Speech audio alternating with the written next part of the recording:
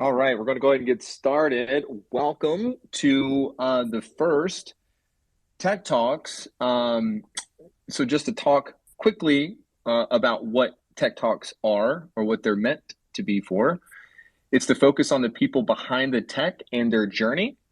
So, a lot of these conversations will really just be sort of personal conversations with individuals to figure out kind of what gave them their spark and discover what their journey looked like in getting into tech. And we'll, of course, talk about some awesome tech things along the way, too. But our first guest today is a developer advocate from Italy that shares content about DevOps and Web3, the Docker captain himself, Francesco. How are you doing, Francesco? Wow, such an introduction. I don't know if I will be at this level, Chris, and thank you so much.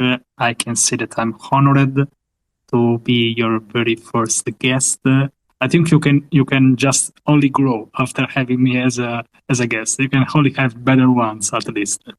Yes, thank you. Yeah. Yeah. So yeah, you're such a positive influence in the Twitter community or the tech Twitter community. And I've followed you now, well, probably for 8 to 9 months. And last spring, you and I and several others kind of got into a few spaces, and I've just learned so much about you since following you. I did a little bit of digging. Okay, so I'm going to throw out a little bit of facts. Looks like you have about 47 repos out there. Looks like you have about 5.7 thousand. Wait a minute. 5,000. Let's just call it 6,000. A little shy of 6,000 subscribers on YouTube, and that you're currently into Web3 and Solidity. Does all that seem correct? Yes, thank you for for for believing in me that I'll reach 6,000 on YouTube.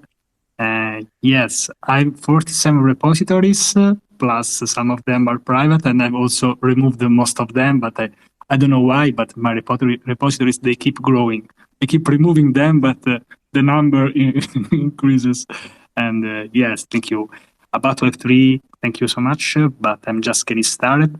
But I want to really learn everything about Web3 related publicly. So this is why people they think that I am such an expert.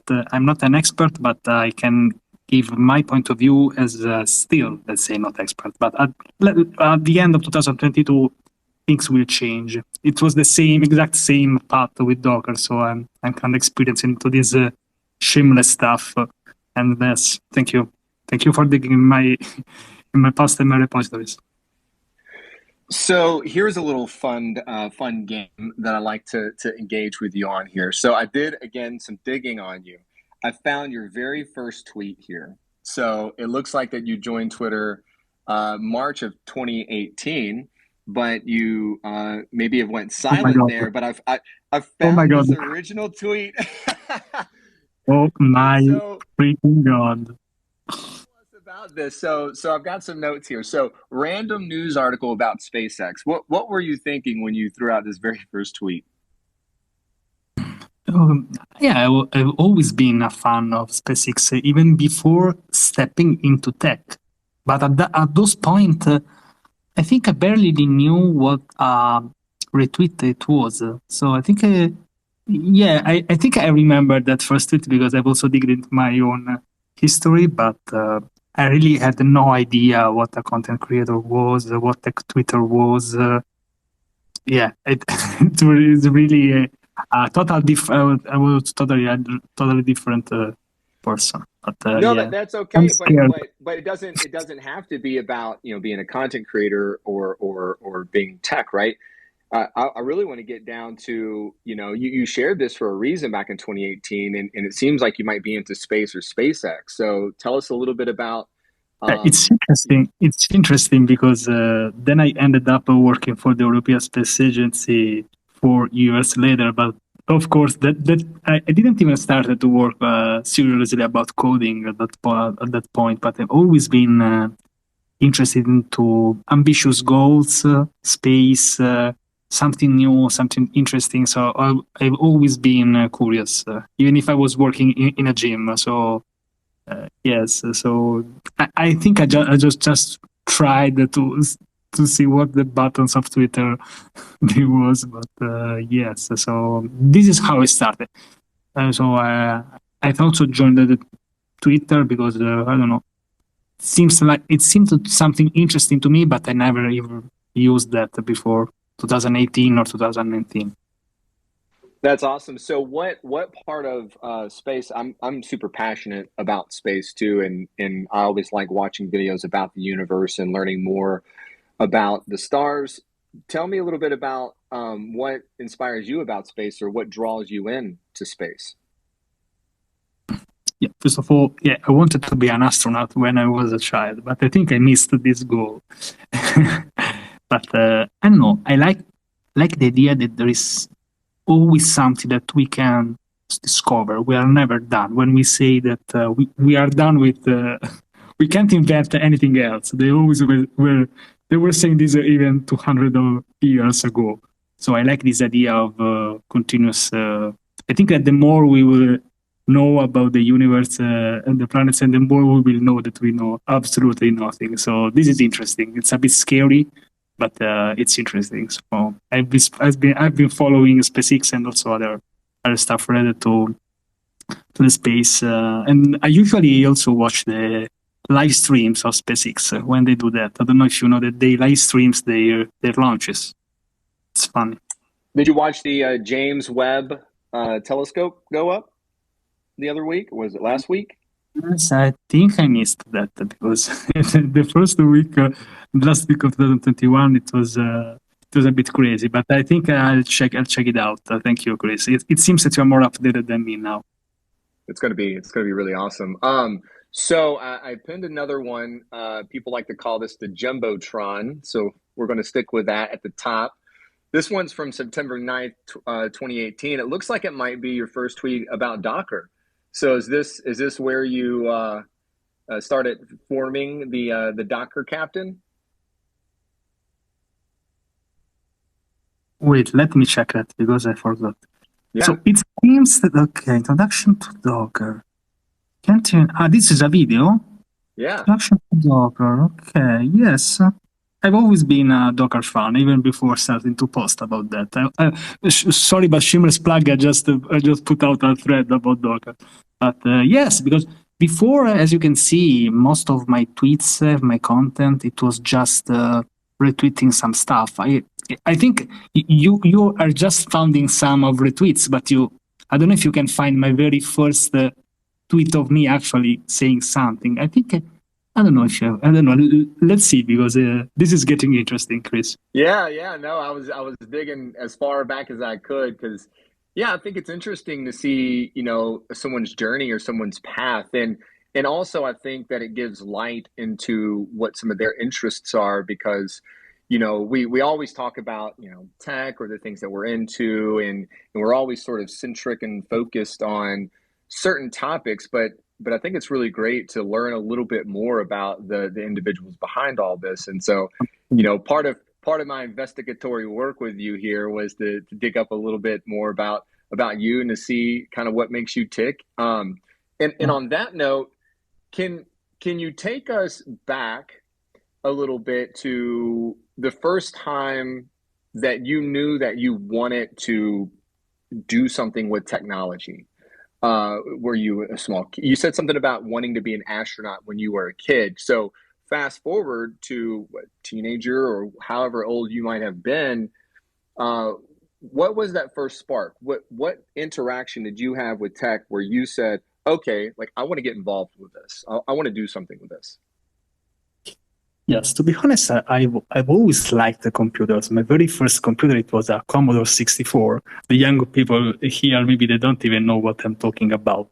I bought a t-shirt, a very nerd t-shirt of Commodore 64 a couple of weeks ago. So that was my very first interaction with something which was close to a PC. Then I was very interested into the building my own PC. I still build my own my old PC. I assembled them by myself. the thing is that, okay, I was interested in games and computers, but I didn't see that as a job because, by the way, this is a great question, Chris, because I became a volleyball coach very young. I was 15, so I was still in high school. So I started as this job as a volleyball coach when I was very young. And I really loved that. I really loved that since until I was became 32. So that was a huge part of my life. So I always been involved into sports, martial arts, and other stuff. So for me, staying sit so many hours during the day, it was something that I really didn't want to do that. So I was way more into other kind of activities. I never had these problems of, let's say, imposter syndrome. Exercising for me it was normal because I passed like 6 hours per day about into a gym, teaching, coaching, of course. So let's say that I didn't have time, or maybe it was not my priority, and I didn't. Let me say also this. I signed up for the university for the computer science degree, but I didn't like coding. So I was a kind of confused person in the past because I did all the math, physics exams, and I didn't do my code exams. So at some points I wanted just to do math at some point because I didn't like coding. And then I don't know. One day something strange happened. If you want, this can be another question. No, so at 15 you were a volleyball coach, and how old were you when you decided to go to college? I think it was 25. It took me some years to finish the university because I was also working. And for me, university it was not really a priority. It was just to study because I liked the math. I liked this idea of studying something related to science and other stuff. So also a little bit of background. Both of my parents are teachers. My mom is a math teacher, and my father is a gym teacher. So this is my background. That's pretty interesting. And so from 15 to 25 though, again, kind of I want to figure out what was it. You said that you always liked computers, but at what point, what was the aha moment? I'll share with you for just a second what my aha moment was. And it was, I think 1988, when I got my first Nintendo, and in playing Super Mario Brothers and playing Duck Hunt and just being able to touch buttons and then see things interact on a screen, that's what did it for me. I had to know how that worked. So did you what was your spark? What was the interaction that you had with technology that you just fell in love with it and just knew that this is going to be a thing that was going to be in your life? Nice, thank you.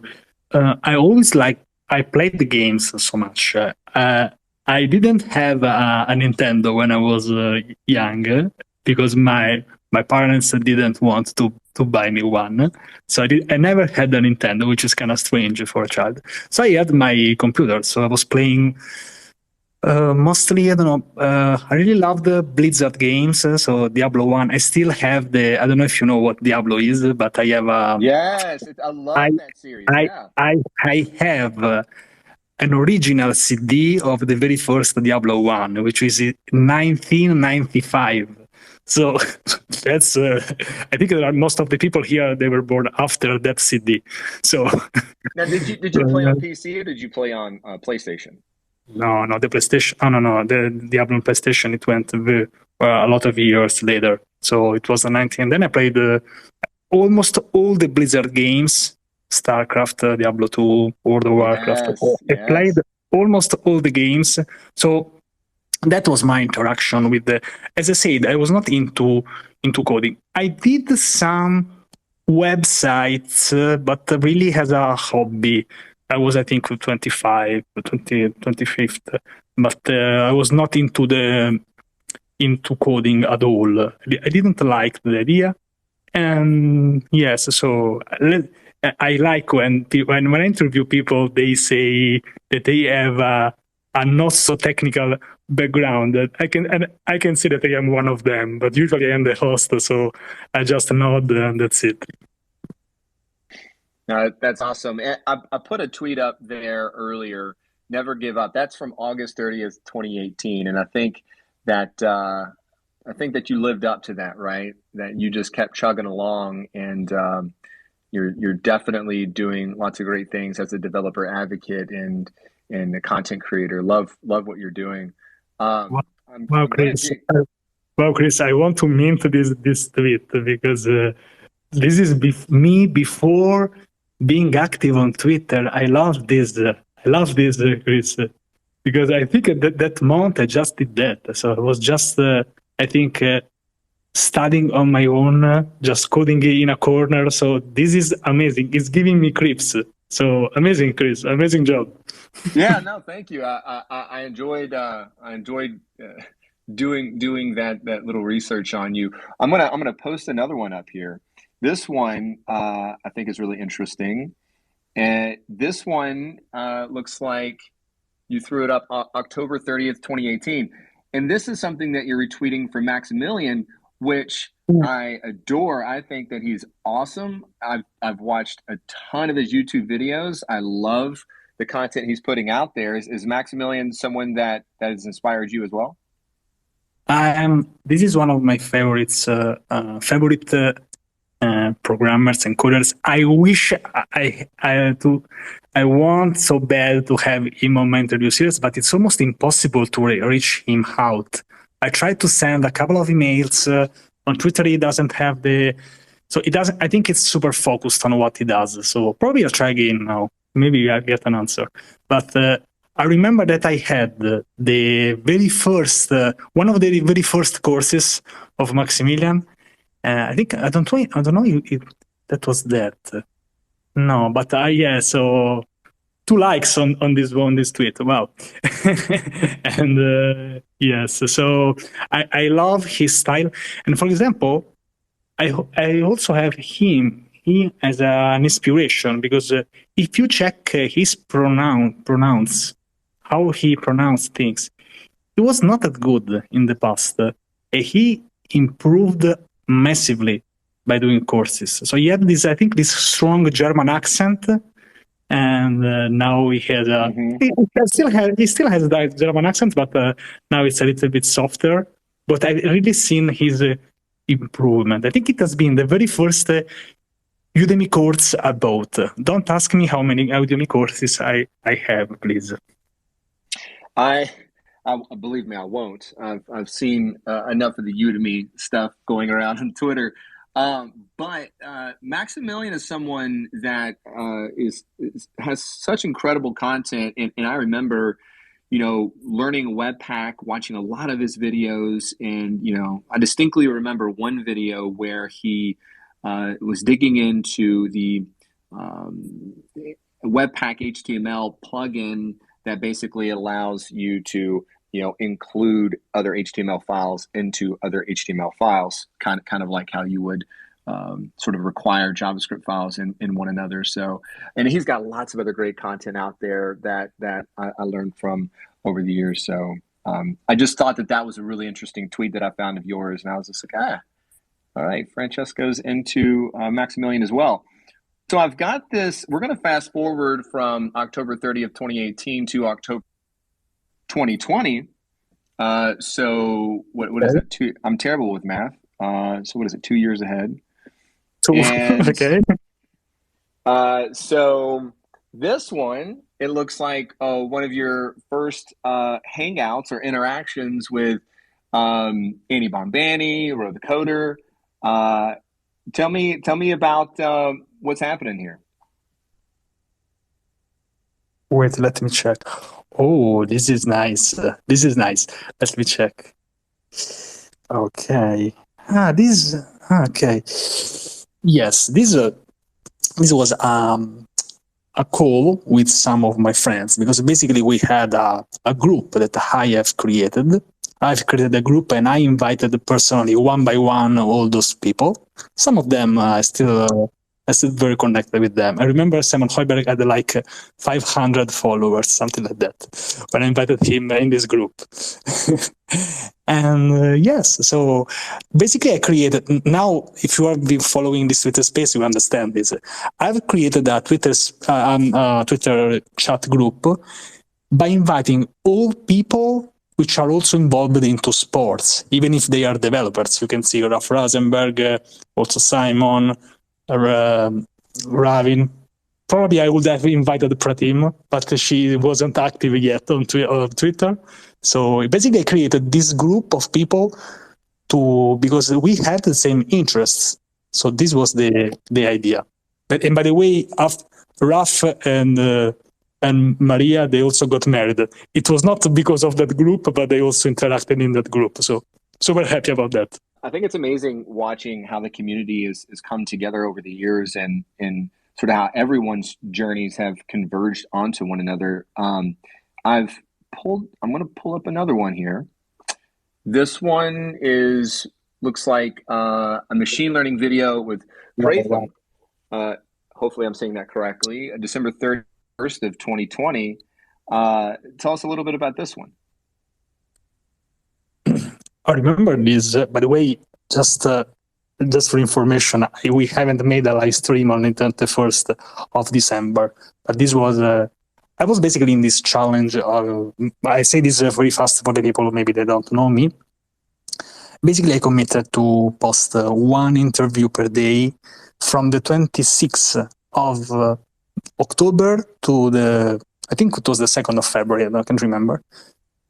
And they were not live streams, but I had like a lot of recordings, editing, creating thumbnails. And by the way, I did this crazy challenge while I was also have a full-time job. So I think this has been one of the craziest challenges, because mixing like working for a company when you can't share anything, and also try and also sharing, making all the calls. You understand me, Chris, if you are a host for a podcast. So committing this is, but I can say that this totally changed my game on social media. So it has been a kind of stressful. You can see also some dark circles at some points, but I made it and I'm super happy. So yeah, this was with Pratham. So I threw another one up on the Jumbotron up top. So December 30th, so same day, December 31st, 2020, looks like you made sort of a New Year's resolution with yourself, saying that you want to focus on YouTube because you really like that. Do you think that sort of reflecting over the past year, do you think that you made good on that? Are you happy with what you've done?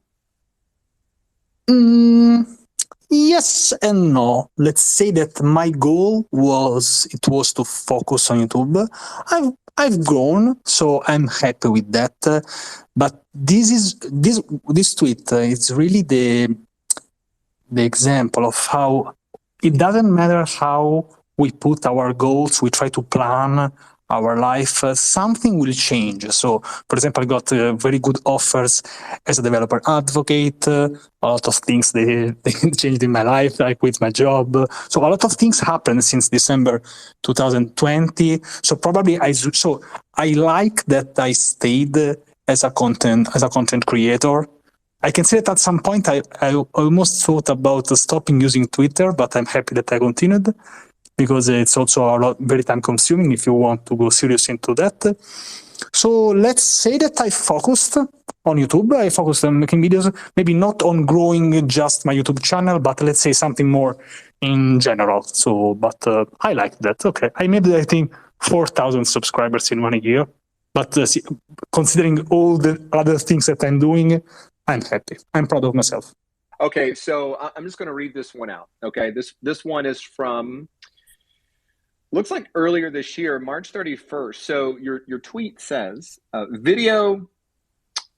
Wait, yeah. Okay, hold on. You say, today is my last day as an employee.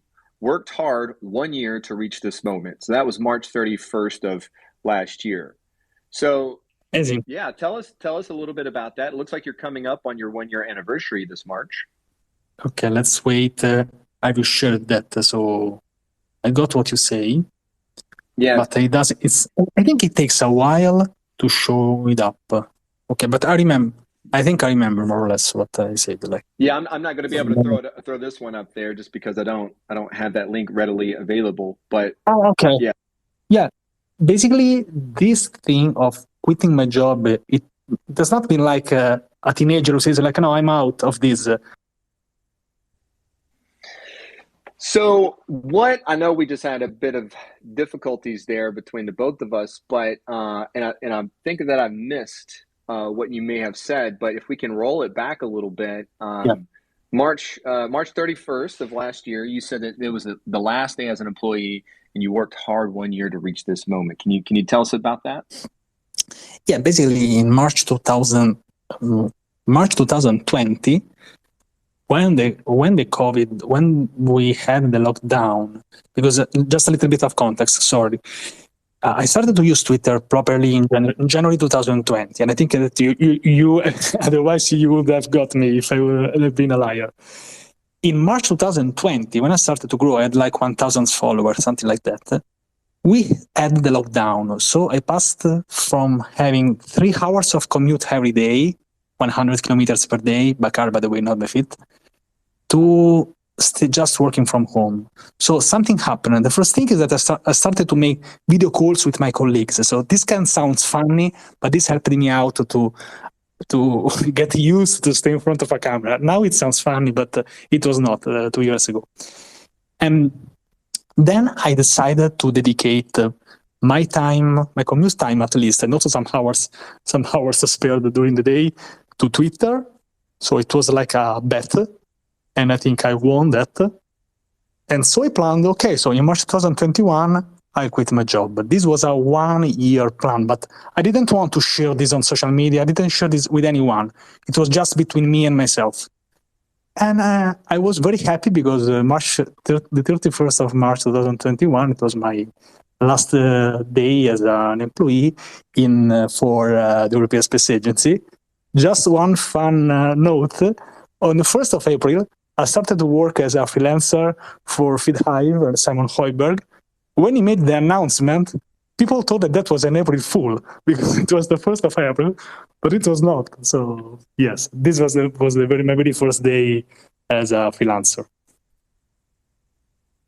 And so what? And I may have missed it, but if that was your very first day as a freelancer, what led up to that moment? Weeks prior to that, what were you doing? Sorry, Chris. What was I doing? About what? As a freelancer or before? No, as I guess you don't have to reveal like where you worked, but like what line of work were you doing just previous to becoming a freelancer there March 31st? So are you asking if I was working for someone else before quitting the job? Yeah, or more like what So my plan, okay, I got it. Yeah, I think I got it. Sorry. Okay, let's be completely honest 100%, because when I was working for the Space Agency, it was a very stressful work. Now people think that I am super active, I do a lot of stuff, but from my point of view, this is way more entertaining than just working on Christmas, working on Easter Eve, and every possible hours. So now I'm relaxing because at least, for example, now I can do a podcast with you, even if I have this job for the little dev. So now for me, I feel that I'm slacking, to be honest, because before that it was super stressful. So I just want to say this. To be honest, I didn't quit my job to become rich, to become a millionaire or something like that. I quit my job because I wanted to relax. I wanted to, this is fun. I wanted to just say, okay, so even if I don't get any offer, I just want to focus on myself, focus on social media, maybe just going to the gym, just enjoying, running. I really needed a break. But when I quit my job, my approach totally changed with the job and work. I had this idea of, okay, you have to work and then you have to relax. Now, and also you have to share content on social media, of course. Now it's totally different. For example, what I do now, I'm super happy to invite someone, being a guest. I can see that I'm working because now I'm working for the little dev, but I'm just enjoying this because I have you as a super host in this Twitter space, and my idea of working totally changed. So yes, I didn't have any other side income or something like that. All right, so we're a little over 30 minutes in, and we've talked a lot about sort of the journey and, kind of reaching as far back into your Twitter timeline as we could. And so I just threw up on the Jumbotron something recent that you posted. And I'd like for you to go ahead and plug this and any other things that you have going on. And let's dive a little bit into what you're up to now. And let's dig into some tech. Okay, so this is basically a joke, but almost nobody got that. So I was a bit disappointed because if you check the tweet below, there is the explanation. So if you explain a joke, it's no more funny. So please, if you're in the Twitter space, check what I say, and then because the problem. But this is important because, for example, it explains how much is important what you say in your video. Because I say that just a little small word, which was check the link below, and I should have said check the tweet below or the video in the tweet below. And so people they were looking for a link, so they thought that there was a link to something. But if you check this and if you check the tweet below, you will see maybe what I meant. But it's just basically a joke which didn't end very well. Probably it's because I haven't done many funny videos recently, so they were starting to taking me seriously again. So usually when people start to taking me seriously again, I post some dumb videos just to balance, Wait. So you're saying what you're trying to say is that you're trolling us? Yes, Chris. Shameless. Oh man, I read that and I was just like, well, wait a minute. I know that he's out here trying to create content, so maybe yeah. You rickrolled us all. Yeah, it's a bit of troll, and now and let's say, okay, I'm not against who creates Twitter paid course. There are many friends of mine who they create courses. I'm not here to shame them, but from my perspective, I'm here more to enjoy, share, and if you have any question about Twitter, how to grow social media, personal branding, I'll do this for free. I don't want to get paid to share this, to be honest. So it was just a bit to joke and laugh, but almost nobody got that, so it's not a problem, Chris. I was hoping that in a couple of days nobody would have remembered that, but now that you're putting this again, probably we will have someone. We're gonna pick up someone else on that one. Yeah. So, do you have anything that you'd like to share with us right now? Anything that you would like to plug? And if not, let's just dive into what are some of the things that you've been doing more recently, and what have you learned that you'd like to share with us?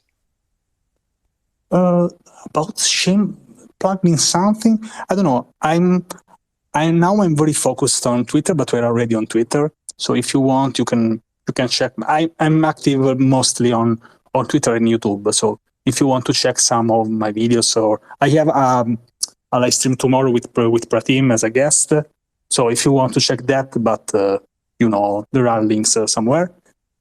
I'm learning a lot about developer advocacy and developer relations. I really love this role.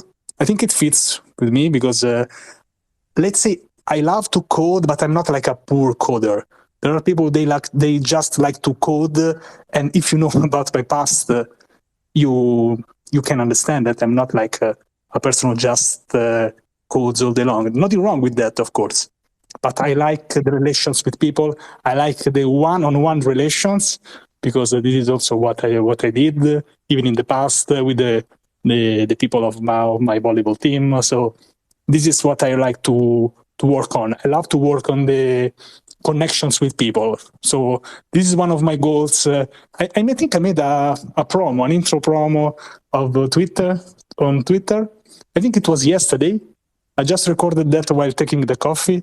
You can plug that if you want. So and that's I'm going to try to connect some dots here. You at 15, you were a volleyball coach, and then your journey in tech began somewhere in your early 20s. But as you're just kind of admitting that maybe a goal of yours is not to be some amazing senior developer anywhere, but rather to help communicate, educate, and get people connected in the tech space to maybe help them, land a role somewhere in tech, or to at least, lower the barrier of entry and try to, I don't know, expedite their learning process, right? Is any of what I'm saying, is there any truth in any of that? And is that sort of your long-term initiative? Mm-hmm. Yes, I like some parts of technology, Docker, and that's not a secret. So there are some parts which I really felt in love, but I think that people maybe are more important than just the code and code base. So I prefer to connect with people. Maybe you've noticed that. Maybe you've seen my interview series. So I'll invite you very soon. So it's more about, for me, connecting with people rather than discussing about some bugs and other stuff. So now I feel that I am in the right position. And also having a background as a teacher and part as a teacher, I have this feeling, this urge of sharing my knowledge, helping people in any possible ways. So I think that if I would be a just pure developer, probably I will not share my knowledge in the same efficient way. So I think that I really love the direction where my life is going into. So, do you feel like that there is a cap on sort of your audience, right? So it seems that who you might be appealing to is people sort of at a junior level. Do you think that any senior developers or leads would get any value out of what you're doing, and if not, that's okay, right? If it's really just meant to lower the barrier of entry for juniors, that's fine. But have you thought about that, or is that intentional? Is that true? Is there a cap kind of on your audience, and do you know who you're really focused towards?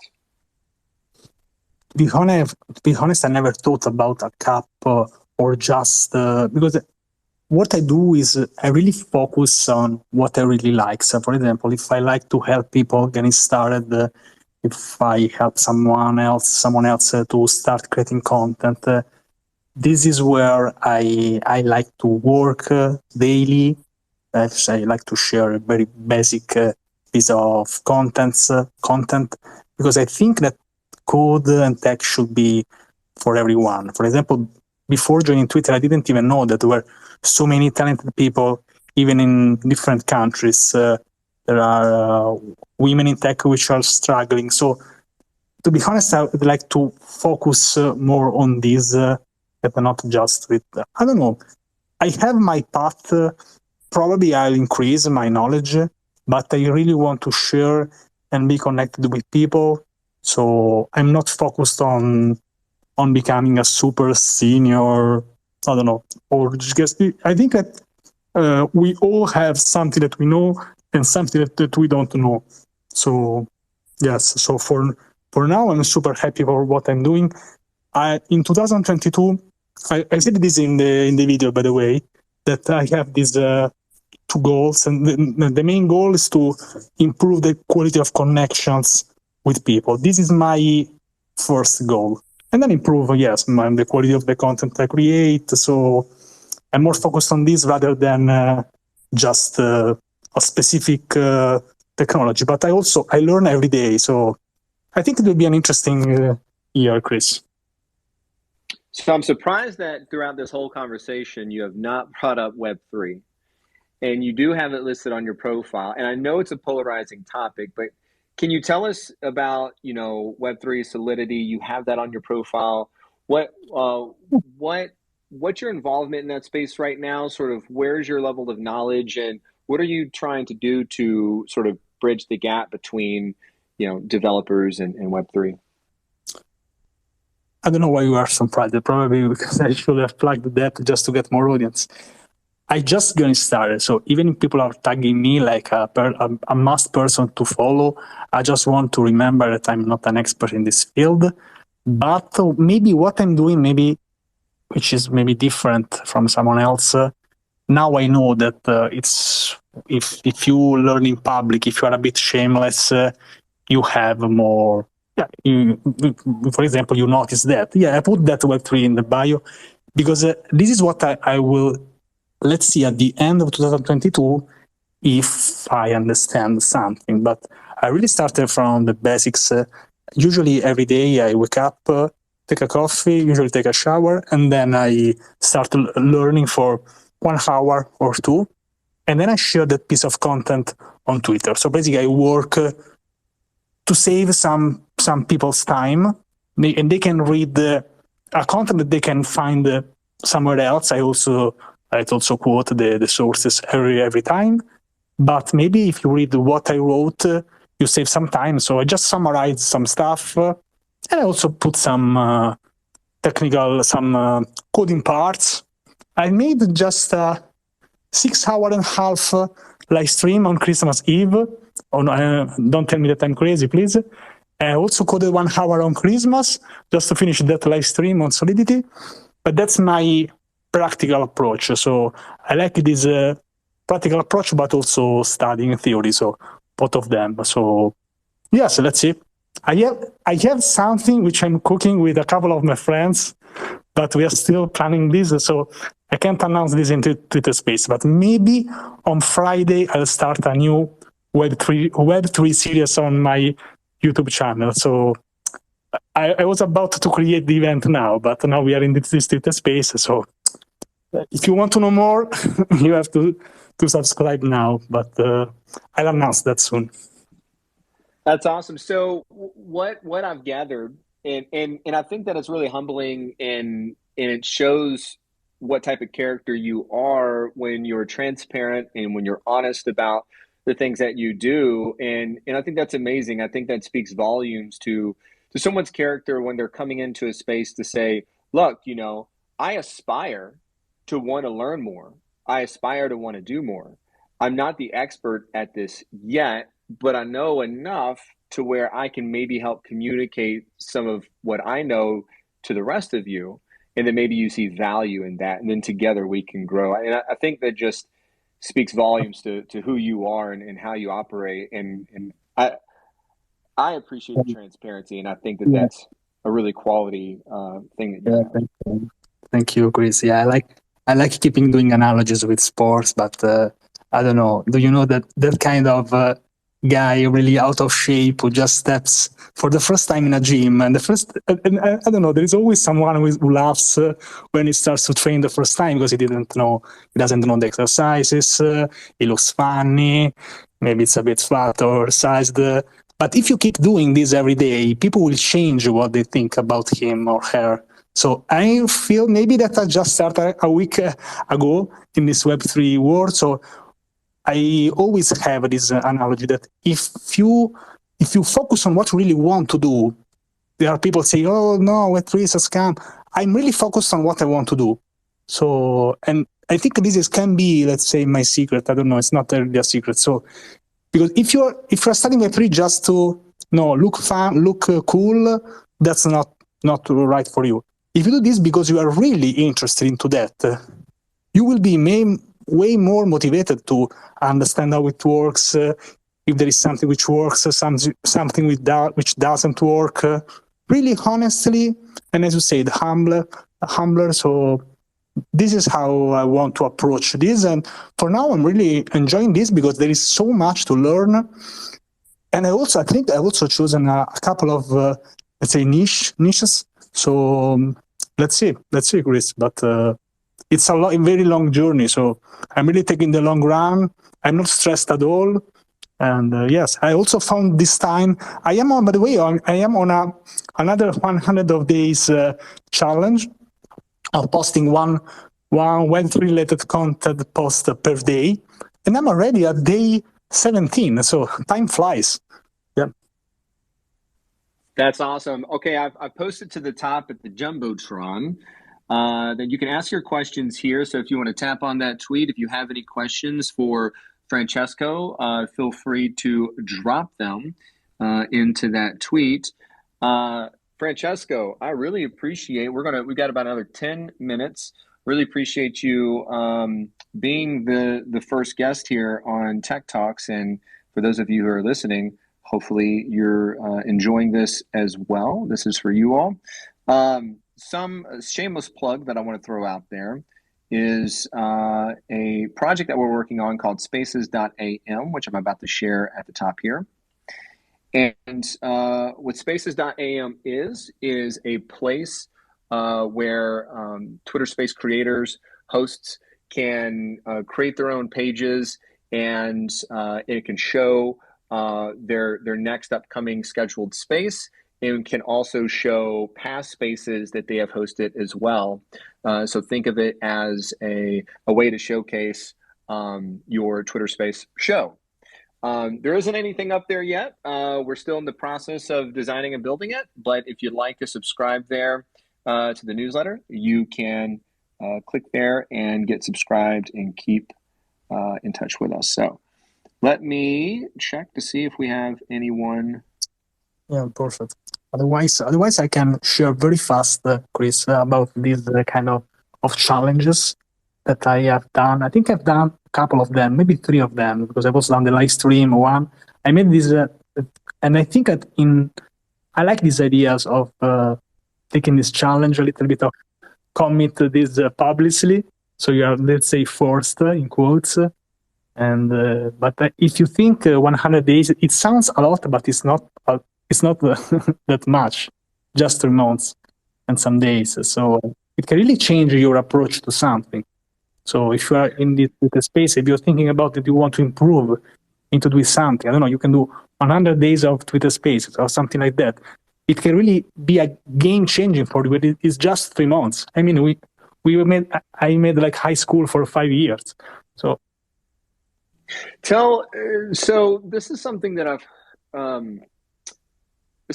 I've seen a lot of individuals talk about, where whether they're doing a boot camp or 100 days of code or what have you, and on top of having, a full-time job and a life, right? And then some people may experience burnout halfway through or not even halfway through. You talked a little bit earlier about how you approach things and how you've learned to deal with that, and maybe to set a goal, but not necessarily kill yourself in trying to achieve that goal, or being a little forgiving on yourself. Can you talk us through that and maybe give some folks who are listening a bit of advice when setting a goal and trying to achieve that goal? Yeah, absolutely. First of all, let me say that not everything. This is I think what if you don't want to watch all my interviews, I can summarize them in just one sentence, which is not everything works for everyone. So unsurprisingly, we are different. We should have same rights, but we are all different. We have different approaches to things. People are more consistent. People are more focused on something. People can do multiple things at the same time. So I think the most important thing is to be in the best condition to do something. So this is, I know I come from the sport world, so this is an analogy that I get from that. So it's way more important to stay well with yourself, and once you are there, you are ready to do a lot of things. My personal approach is that I've noticed is that when I take a challenge, I try to do that with all, because it's like my mindset. But let me also share this, because sometimes we choose, because at the end of the day, we always go on priorities. We can set to make today I want to follow this, I want to do 10 lessons of these React tutorials. Okay, then your house sets on fire. You can't watch all those lessons. You have to stop, probably do something, and then probably in some days you will go back. So it's nice to have a plan, but please don't feel guilty if you don't achieve your goal, because it just, let's say you are trying like to make some tricks on your brain to make it work and be more productive, but don't let these maybe impossible goals, maybe you can talk with yourself like, why haven't I achieved that? Okay, maybe I had this physical issue, I had maybe I got COVID, I don't know. So in that case, don't feel guilty with yourself, because this is not going to help you. So just reset and start over again, like when you have a bug, or this is the most solving thing in the world. So like I did with this Twitter space, so you reset and start over again. That's the best approach to be as productive as usual. Yeah, just that's it, Chris. That's awesome. I really appreciate that. And I'm sure a lot of folks listening appreciate that as well. I can speak personally that, you know, I tend to create, whether they're unrealistic goals or not, tend to hold myself accountable to my own detriment, and I'm pretty unforgiving on myself. And I'm sure a lot of you out there probably do the same thing or feel the same way. And, you know, you just have to allow yourself a break and step away and not sort of beat yourself up if you don't get everything 100% perfect all of the time. Because that's not life. You know, if you make things so rigid, it's going to break. And then so you have to be flexible and bend so that you don't break. Francesco? Yeah, go on. Okay, Chris. No, go ahead. No, just last thing. No, I mean, sometimes we have a different perception from the inside on the outside.